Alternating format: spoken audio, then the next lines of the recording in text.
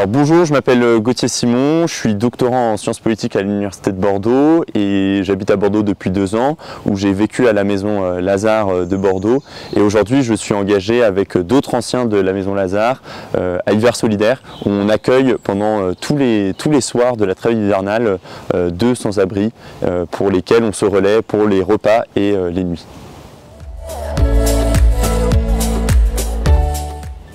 Pour moi, le carême, c'est comme beaucoup de gens, hein, c'est un moment de conversion, c'est un moment où on va concentrer ses efforts pour se convertir et essayer tendre vers cet objectif qu'on a tous, qui est la sainteté. Je puise ma force pendant le carême dans le temps court et assez fort qu'il représente. C'est quand même plus simple de faire des efforts quand on a un temps qui est dédié à ça et on est accompagné pendant tous les dimanches et on peut se fixer des objectifs plus facilement qu'en période normale.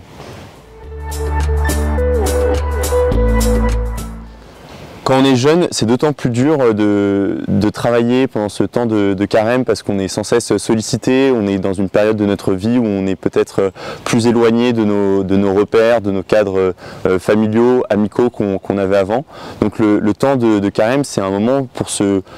focaliser sur quelque chose qui va être notre effort de sainteté face à tous ces moments de dispersion qu'on a quand on est étudiant.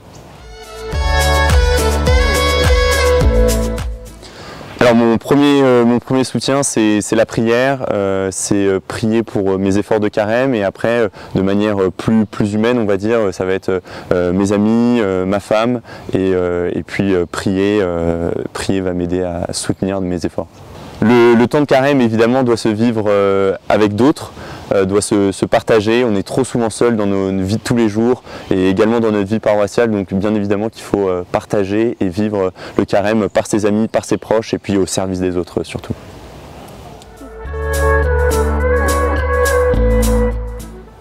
Je conseillerais à un jeune de prendre des tout petits efforts qu'il pourra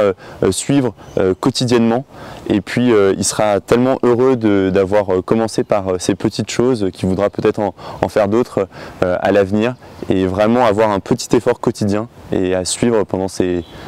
jours de carême.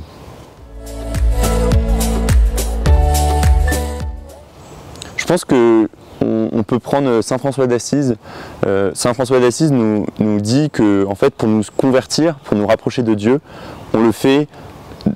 de manière contre-intuitive, mais on le fait mieux en adorant plutôt qu'en luttant. Et je pense que c'est une belle clé de lecture pour ce temps de carême.